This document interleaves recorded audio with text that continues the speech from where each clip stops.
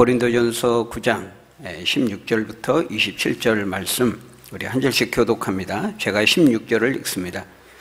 내가 복음을 전할지라도 자랑할 것이 없으면 내가 부득불 할 일임이라. 만일 복음을 전하지 아니하면 내게 화가 있을 것이로다.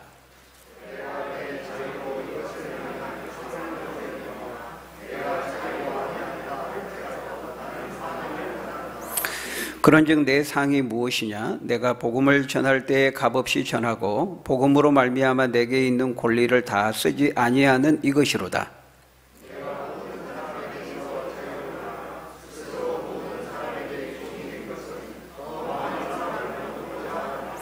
유대인들에게 내가 유대인과 같이 된 것은 유대인들을 얻고자 함이요, 율법 아래에 있는 자들에게는 내가 율법 아래에 있지 아니하나 율법 아래에 있는 자같이 된 것은 율법 아래에 있는 자들을 얻고자 함이요,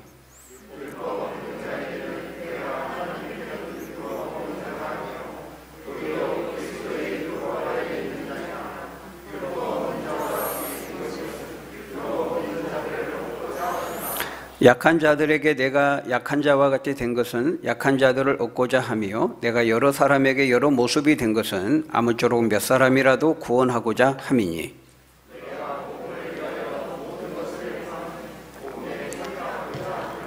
운동장에서 다름질하는 자들이 다 달릴지라도 오직 상을 받는 사람은 한 사람인 줄을 너희가 알지 못하느냐? 너희도 상을 받도록 이와 같이 다름질하라.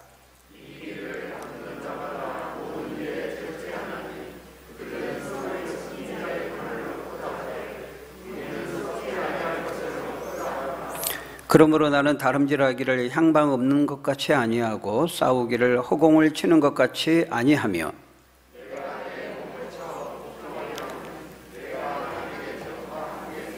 자신이 도리어 버림을 당할까 두려워함이로다. 아멘. 우리 같이 한번 따라해 볼까요? 나는 하나님께서 보내신 선교사입니다. 사실 우리가 예수님을 믿기로 결단하는 순간 우리는 다 전도자고 또 선교사가 되는 것입니다. 우리가 선교, 전도 다 같이 이제 복음을 전한다는 것은 동일하죠. 근데 이제 국내 안에서 동일 문화권에서 이제 복음을 전하는 것을 우리가 보통 전도, 타문화권에서 해외에서 복음을 전하는 걸 선교 그렇게 구분합니다만은, 결국 우리가 이제 예수님을 믿는 성도가 된다는 것은 내가 먼저 믿은 이 복음을 전하는 전도자가 되고 선교사가 되는 것을 말하는 것입니다. 내가 있는 곳에서, 하나님이 부르신 바로 그곳에서 주님의 마음을 품고 복음을 전하면 그게 바로 선교사인 것이죠. 그래서 꼭 우리가 해외로 나가야만 선교를 하는 것은 아닙니다. 그런 점에서 우리의 선교 현장은 어디입니까? 내가 있는 곳이죠. 내가 있는 바로 지금 내 삶이 전개되고 있는 내 삶의 현장, 바로 그것이 사실은 선교 현장인 것입니다. 내가 순장으로서 순을 섬기고 있다면 그 순이 사실은 선교지인 거죠. 내가 주일학교 교사로서 반을 맡고 있다면 그 반이 바로 선교지인 것입니다. 어떤 직분을 맡든지 다 마찬가지인 것이죠. 그렇다면은 그 복음을 전하는 전도자에게, 선교사에게 가장 필요한 것이 무엇이겠습니까? 많은 것이 필요하겠지만 그 중에서 무엇보다도 바로 이 잃어버린 영혼을 향한, 하나님 안 믿는 그 영혼을 불쌍히 여기는 바로 그 사랑의 마음, 주님의 마음, 그 잃어버린 영혼에 대한 열정이겠죠. 그것은 주님께서 우리들을 향해 가지셨던 바로 그 마음입니다. 그 주님의 동일한 마음을 품고 복음을 전하는 것이 바로 이 전도자에게, 선교사에게 있어야 되는 가장 중요한 준비인 것입니다. 이 열정과 복음을 향한 열정, 그리고 그 주님의 영혼을 향한 사랑의 마음, 그것이 있는가? 근데 여러분, 그것이 나타날 때는 어떻게 나타날까요? 복음에 대한 그 긴급성, 시급성으로 나타나는 것입니다. 오늘 본문에 등장하는 사도 바울도 우리가 본문을 읽어보니까 바로 이 복음에 대한 시급성과 긴급성을 가지고 있는 것을 볼 수가 있어요. 우리가 16절에 보니까요, 내가 복음을 전할지라도 자랑할 것이 없으면 내가 부득불할 일임이라. 내가 만일 복음을 전하지 않으면은 내게 화가 있을 것이로다. 그렇게 말합니다. 그것을 17절에서는 자신이 받은 사명이라고 말하고 있어요. 복음을 전하는 것은 자신에게 하나님이 주신 사명이라는 것입니다. 마치 내가 그 복음을 전하지 않으면은 나에게 어떻게 될 것 같은 그런 복음에 대한 긴급성과 시급성을 느낀 것이죠. 여러분, 우리에게도 우리가 복음을 전하고 가르칠 때 우리에게도 필요한 것이 바로 이것입니다. 복음에 대한 긴급성, 그 시급성이죠. 바로 오늘이 그 사람에게 있어서는 복음을 들을 수 있는 마지막 날이 될 수도 있다. 이런 마음이 우리에게 필요합니다. 바로 내가 그 사람에게 그 사람이 복음을 듣도록 보내진, 파송된 마지막 사람일 수도 있다. 이런 영적인 시급성이 우리에게 필요하다는 것입니다. 17세기 청교도 목사 가운데 리처드 백스터라고 하는 그 목사가 그런 말을 했습니다. 자신은 설교를 할 때, 복음을 전할 때 내 설교를 듣는 청중이 이 하나님의 메시지를 마지막 들을 수 있는 생애 마지막 날이 될지도 모른다라고 하는 그 긴급성을 가지고 복음을 전했다는 거예요. 그 회중이 자신의 설교를 듣고 돌아가다가 갑자기 불의의 사고를 당해서 생을 마감할 수도 있잖아요. 그렇죠? 그러니까 자신이 복음을 전할 때, 자신이 그 사람을 만날 때 자신의 그 만남이 복음을 들을 수 있는 마지막 기회가 될지도 모른다고 하는 그 영적인 거룩한 부담감을 가지고 전도하고 설교했다는 거예요. 복음을 맡은 자인 저와 여러분에게도 이런 마음, 이런 복음에 대한 시급성, 긴급한 마음, 그 복음을 향한 열정, 이것이 우리에게 필요하다는 것입니다. 어쩌면 나는 그 사람에게 보내진, 파송되어진 마지막 하나님의 메신저일지 모른다라고 하는 이런 마음이 우리에게 필요한 것이죠. 바울은 이 의식에 깊이 사로잡혀 있었습니다. 그래서 그리스도의 심장을 품고 그 수많은 시련과 어려움 가운데에도 죽음을 두려워하지 않고 복음을 전할 수 있었던 것이죠. 우리가 읽었던 오늘 본문을 보면 이 바울이 가지고 있었던 복음에 대한 열정과 이 영혼을 향한 그 주님의 마음이 얼마나 컸는지를 우리에게 보여주고 있어요. 그러니까 저를 비롯해서 하나님의 일을 하는 모든 사람들에게 우선적으로 필요한 것이 있다면 바로 이것이죠.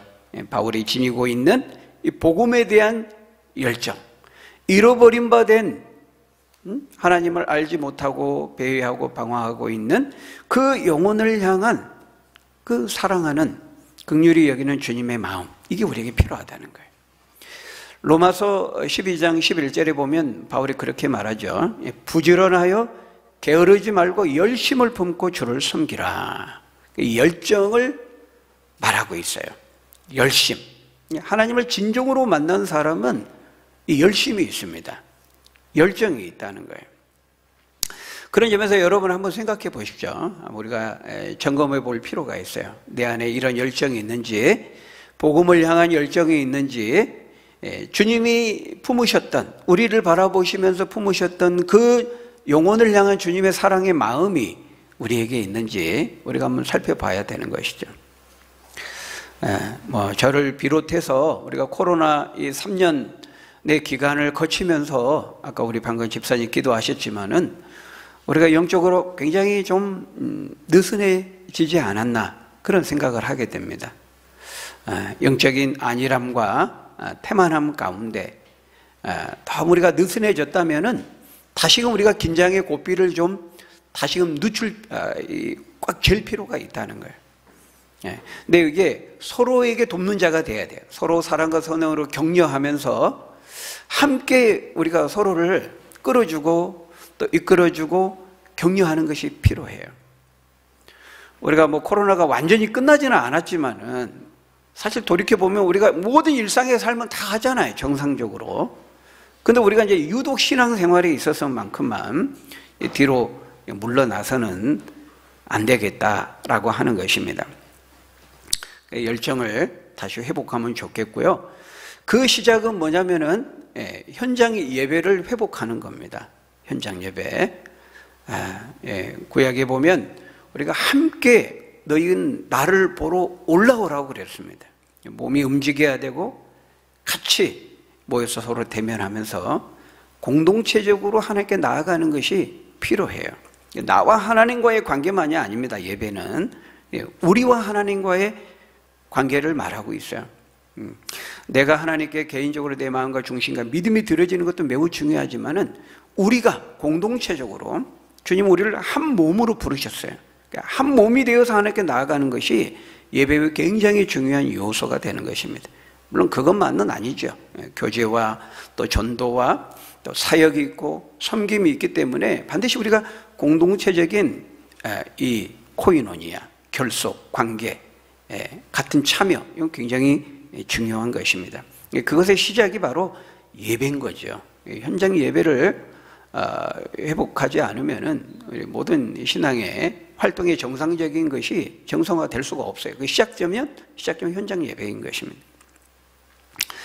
바울은 그 열정에 대해서 우리에게 말하고 있어요.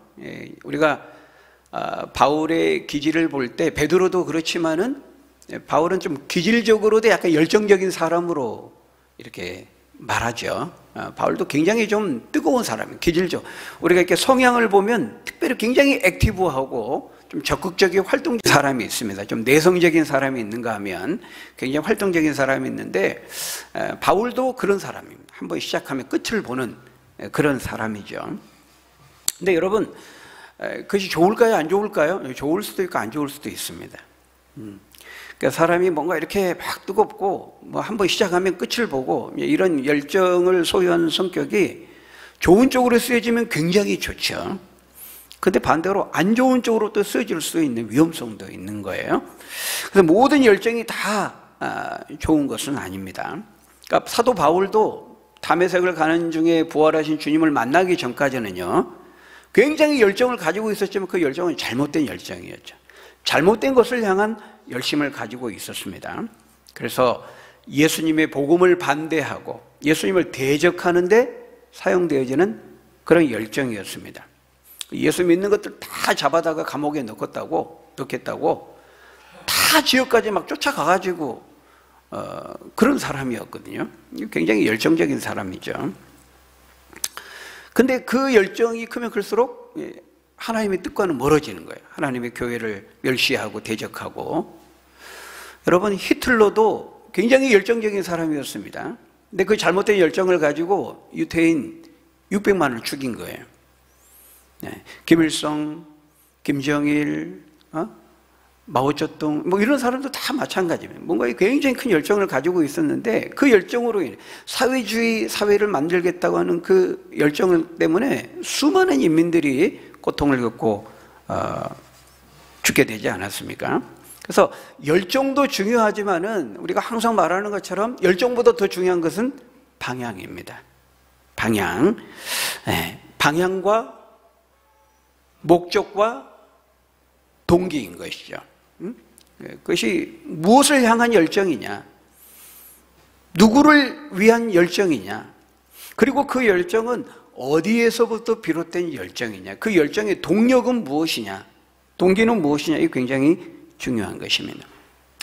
뜨거운 열정을 가지고 있지만은 그것이 잘못된 방향으로 사용되어진다면은 차라리 그냥 가만히 아무것도 안 하는 것보다 더 많은 해악을 가져오는 거예요. 잘못된 열정이 굉장히 무서운 것이죠. 그런 점에서 여러분, 우리는 하나님을 향한 열정을 가지고 복음을 향한 열정을 가지고 잃어버린 영혼들을 향한 그 열정을 가지시는 저 여러분 되시기를 바랍니다. 바로 그 열정이 필요해요. 여러분, 그리고 동기도 중요해요.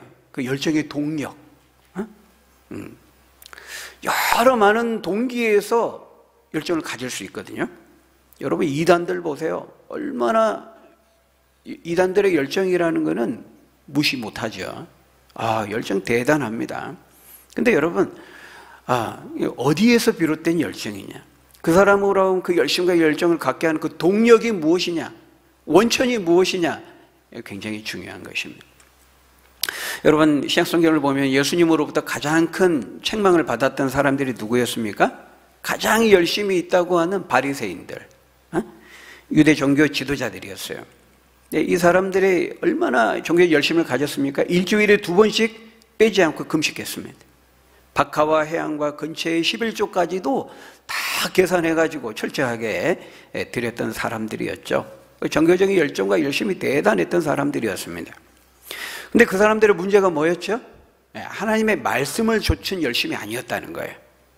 그래서 로마서 10장 2절 3절에 보면은 바울이 그들의 열심의 문제를 지적합니다. 우리 한번 같이 읽어볼까요? 로마서 10장 2절 3절 시작. 내가 증언하노니 그들이 하나님께 열심히 있으나 올바른 지식을 따른 것이 아니니라.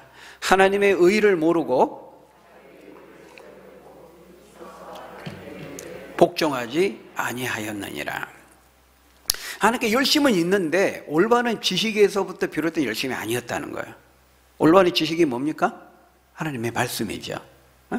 말씀에서 비롯된 그 말씀의 하나님의 뜻을 향한 그 뜻이 목적이 되는 그 열정이어야 되는데 그러지 못했어요. 이 사람들은 자기의, 사람들에게 보이려 하고 과시하려고 하고 사람들에 높아지려고 하고 이런 하나님의 의가 아니라 하나님의 뜻이 아니라 자기의 의를 드러내기 위한 열심으로 외식적인 그런 신앙이 될 수밖에 없었던 것이죠. 형식적인 신앙, 의식적인 신앙, 보여주려고 하는 신앙, 남들 앞에 뭔가 과시하려고 하는 신앙, 이런 것이 되다 보니까 예수님으로부터 가장 큰 책망을 받지 않을 수 없게 되었던 거예요. 그런 점에서 여러분 어떻습니까? 여러분 열정이 있습니까? 나는 열정의 사람입니까? 바라기는 부지런하여 게으르지 말고 열심을 품는 열정적인 하나님의 사람들이 되시기를 바랍니다. 그렇지만은 더 중요한 것은 방향입니다. 그리고 어디에서 비롯된 열정인가 하는 거예요. 우리의 모든 열정은 어디에서부터 비롯돼야 되죠? 예수 그리스도의 십자가의 은혜와 사랑에서 비롯된 열정이어야 됩니다. 우리의 모든 동력은 거기서 나와야 돼요. 그 은혜와 사랑을 내가 체험하고 그 은혜에 대한 감사에서 비롯된 열정이어야 됩니다. 우리가 봉사할 때에도 우리가 어떤 일을 직분을 맡아 섬길 때에도요, 우리가 사람들 앞에 이렇게 뭔가 좀 드러내고 자기를 그런 잘못된 동기와 동력에서부터 우리가 봉사할 수 있거든요. 저 사람 뭔가 열심히 하기는 해. 바리새인들이 그런 사람들이었어요.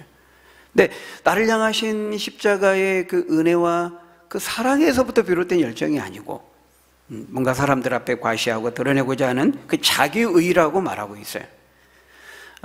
이런 의일 수도 있고 여러 가지 동기가 있을 수 있습니다.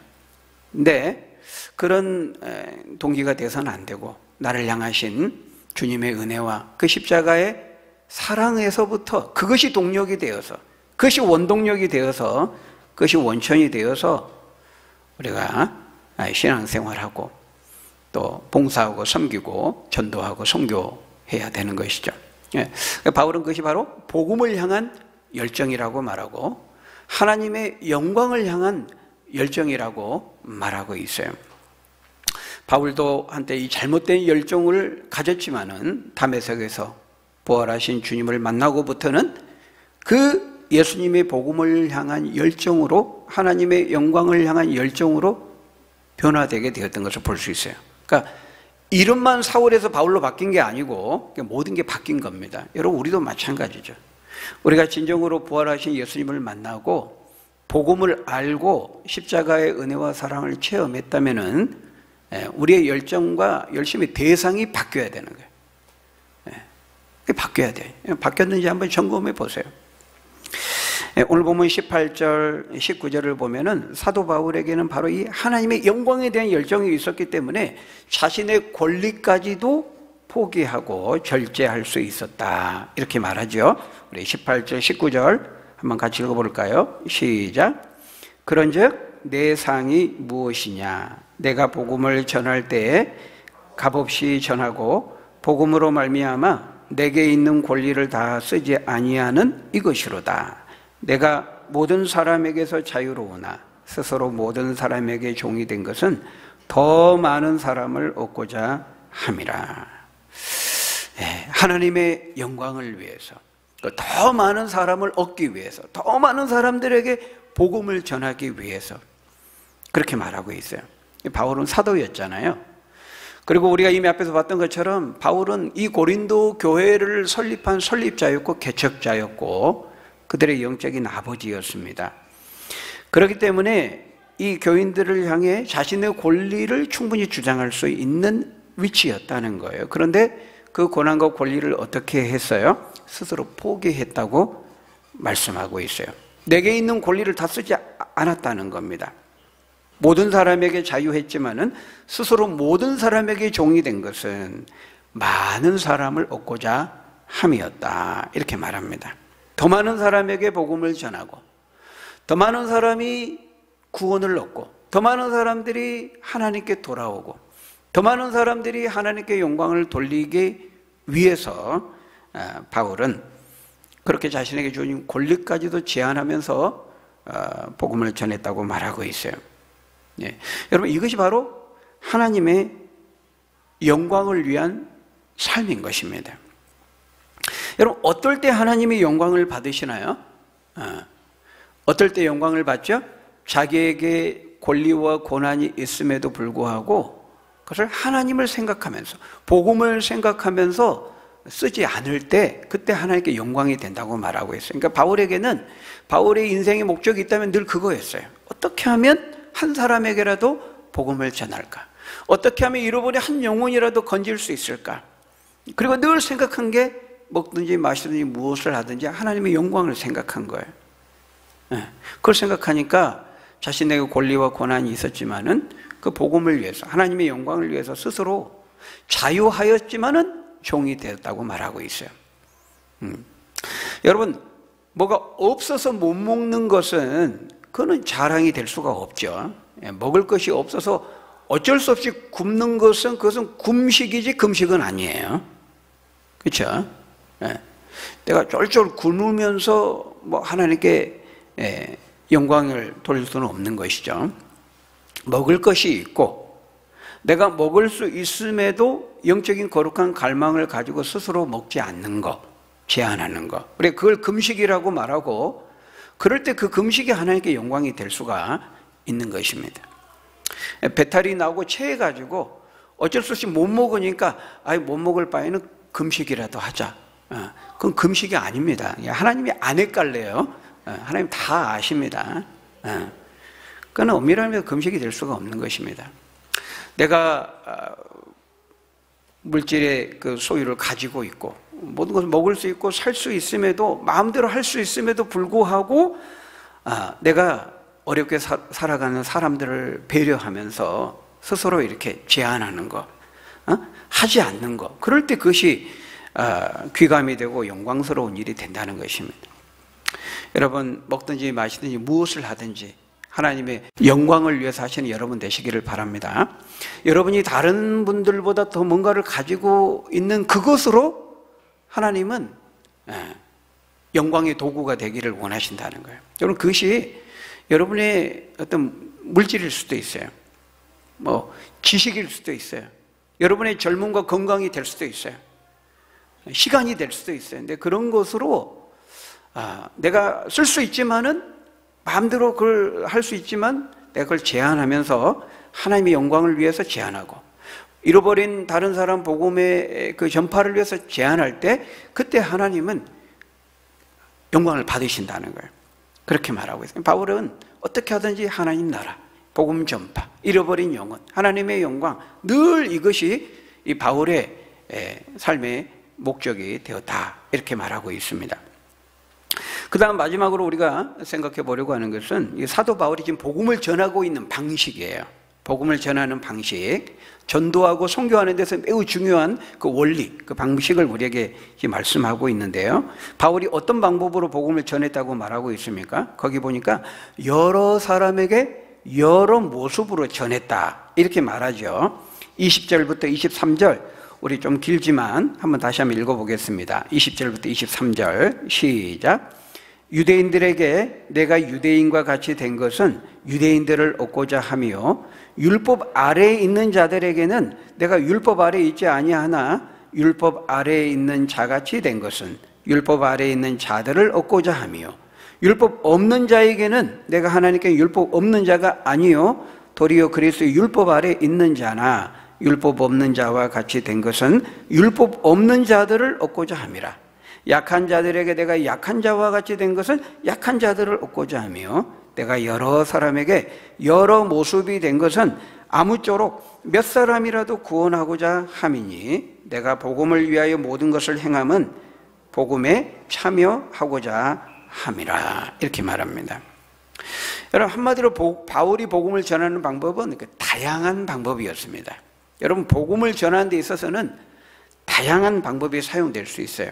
자문에 보면은 상황에 합당한 말은 은쟁반의 금사과처럼 아름답다, 그렇게 말하잖아요. 그러니까 바울이 사람들을 만나 복음을 전할 때 가난한 자에게도 복음을 전하고 귀족들, 권세를 가지고 있는 자들에게도 복음을 전하고 많이 배운 자에게도 복음을 전하고 그렇지 못한 자에게도 복음을 전하고 여러 다양한 삶의 상황에 있는 사람들에게 선별해서 복음을 전하지 않고요, 모든 사람에게 다 복음을 전한 겁니다.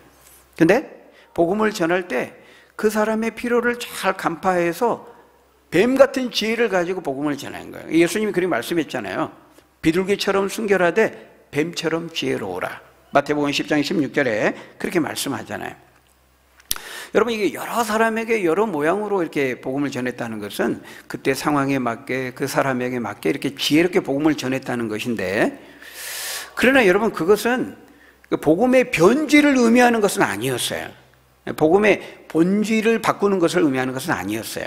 복음의 타협을 의미하는 건 아니었어요. 바울은 갈라디아서 1장에 보면은 사람들의 칭찬받기 위해서 복음을 전하지 않았다고 말하고 있어요. 오직 십자가의 복음, 미련하게 보이는 그 십자가의 복음을 전했죠. 다른 복음을 전하지 않았습니다. 여러 사람의 여러 모양으로 복음을 전했다, 이거를 우리가 복음의 타협, 본질에 대한 변질, 이렇게 생각하면 안 돼요. 바울은 절대로 그렇게 하지 않았어요. 그렇게 하지 않음에도 뭐예요? 비둘기같이 순결함을 지키되 뱀처럼 지혜롭게 복음을 전해야 된다는 거예요. 여러분, 그 지혜를 우리에게 구해야 돼요. 우리가 지금 이제 3년 동안 코로나 때 전도도 못하고 지금 그러잖아요. 우리 이제 한 집사님이 우리가 지난주 기관장 모임 때 얘기했습니다만은, 우리 뭡니까? 당근, 선교지를 돕는 당근, 바자회, 당근 마켓, 이런 제안도 하셨는데, 이런 게 고민이 우리에게 필요한 거죠. 지혜를 하나님께 구하면서 우리가 어떻게 하면 복음을 전할까? 그 열정과 마음이 굉장히 중요한 것이죠. 어쨌든 이 지금 바울이 전하는 방법을 보면은 우리가 이 성육신적인 전도 방법, 이렇게 말할 수 있을 것 같아요. 여러 사람에게 여러 모양으로 복음을 전하는 것은 그 사람의 삶의 상황에 맞게 복음을 전한 거거든요. 그 사람의 수준으로 내려가서 눈높이를 낮추어서 복음을 전한 겁니다. 이 사용하신 분이 하나님이잖아요. 하나님께서 우리에게 이 하나님의 사랑을 알게 하기 위해서, 복음을 전하기 위해서 어떻게 하셨어요? 성육신을 하신 거잖아요. 그 영광의 보좌를 버리시고 그 크시고 위대하신 하나님께서 우리와 같은 수준으로 낮아지신 거예요. 그게 성육신이잖아요. 바울도 복음을 전할 때 그렇게 했다는 거예요. 눈높이를 맞춰가지고 듣는 사람에게, 복음을 받는 사람에게. 여러분, 똑같이 복음을 전해도요, 제가 유초등부 아이들에게 설교할 때하고 지금 여러분들에게 작년 성인들의 복음을 전할 때하고 좀 다르죠. 달라야 되는 겁니다. 우리 유초등부 아이들한테 막 복음을 전할 때 사랑하는 유초등부 성도 여러분 막 하면서 하나님은 무소부재하시고 창세전에 우리를 선택하시고 막 이러면 뭔 말인지 하나도 모릅니다. 그러면 안 되는 거죠. 반대로 제가 여러분에게 막 보고 설교할 때 여러분 막 하면서 이러면은 우리 목사님이 오늘 조금 상태가 안 좋은데 막 그럴 거 아니라고요. 그러니까 똑같이 복음의 내용을 전할지라도, 그 본질을 전할지라도 사용하는 용어나 또 어투나 이런 것들은 얼마든지 다를 수가 있는 거예요. 지금 바울은 그것을 말하고 있는, 그 눈높이에 맞춰서 복음을 전해야 된다. 똑같이 복음을 전해도 그 사람, 복음을 받는 그 사람의 뭐 가정적인 어떤 어려움, 상황들, 그 사람의 인생의 고민과 문제를 알 때 그것을 적접점으로 해서 복음을 전하면 훨씬 더 효과적인 그 복음의 열매를 맺을 수 있는 겁니다. 바로 그걸 말하는 거죠, 예수님은. 그 비례로 순결함을, 복음의 순결함을 훼손해서는 안 되되 뱀 같은 지혜를 가지고 복음을 전하라고 우리에게 말하는 거예요. 그것을 우리가 그 지혜를 위해서 우리가 계속 구하고 또 고민하고 또 마음을 모으고 그렇게 해야 되는 것이죠. 어쨌든 우리가 여러분 이 전도 방법을 하나만 고수하면 안 돼요. 나에게 익숙한, 내가 생각하는, 우리가 떡볶이 전도도 할 수 있고 어묵 전도도 할 수 있고, 그죠? 뭐 고구마 전도법, 뭐 진돗개 전도법, 폭풍 전도법 등등 다 사용할 수 있는 겁니다. 예수 그리스도의 복음을 전할 수만 있다면, 잃어버린 영혼에 대한 그 주님의 마음을 전할 수만 있다면 어떤 것이든 상관없어요. 길거리에서 노방에서 선포식으로 전도할 수도 있고, 관계 속에서 치밀한 가운데 복음을 전할 수도 있고, 방법은 다양할 수 있는 거죠. 중요한 것은 복음에 대해 열정이 있는가, 주님의 사랑에 그 마음이 있는가, 그게 가장 중요한 것입니다. 무엇보다도 여러분, 우리가 성령의 인도하심을 구하는 거 가장 중요하죠. 복음을 전할 때 우리가 최선을 다해서 이렇게 복음의 씨앗을 뿌리고 또 이렇게 하는 거 다 중요합니다만은 제일 중요한 것은 그 마음을 변화시키는 성령의 인도하심이에요. 그래서 전도자는 성령이 너희에게 임하시면 권능을 받고 예루살렘과 온 유대와 사마리아 땅끝까지 이르러 내 증인이 되게 하시리라 말씀했잖아요. 성령이 역사하셔야 돼. 마음을 새롭게 함으로 변화를 받게 하시는 분이 성령이기 때문에 성령께서 하시지 아니하시면 누구든지 그리스도를 주시라 할 수 없다 그랬잖아요. 그러니까 성령의 역사, 인도하심을 우리가 구하면서 복음을 전해야 되는 것입니다.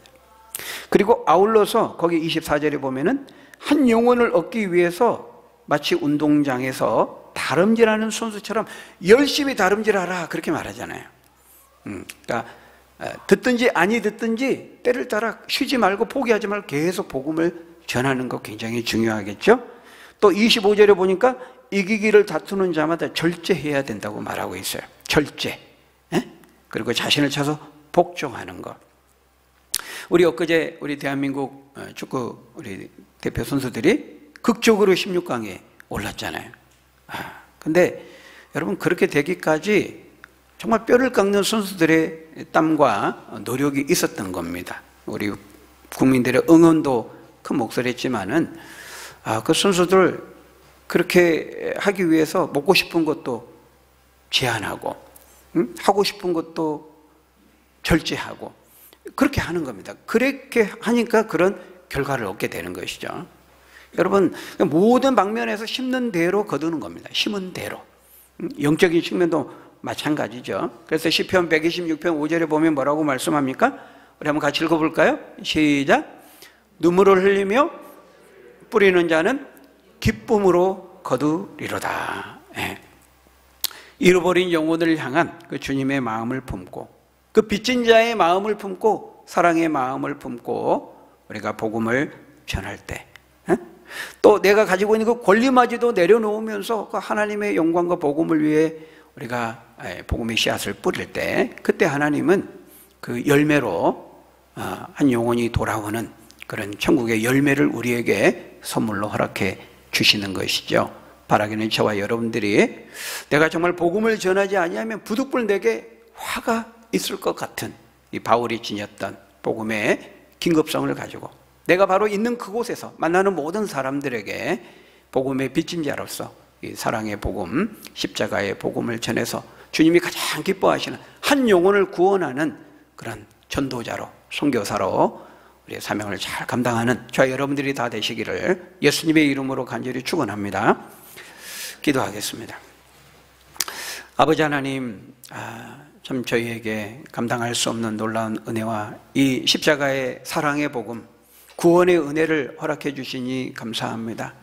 우리가 먼저 이 은혜를 받은 자로서 이 은총을 체험한 자로서 우리가 복음을 전하지 아니하면 내게 화로다, 바울이 지녔던 그 복음의 긴급성을 가지고 내가 있는 그곳에서 만나는 모든 사람들에게 때를 얻든지 못 얻든지 복음을 증거할 수 있는, 하나님을 기쁘시게 하는 우리 모두가 될 수 있도록 축복해 주옵소서. 예수님 이름으로 기도하옵나이다. 아멘.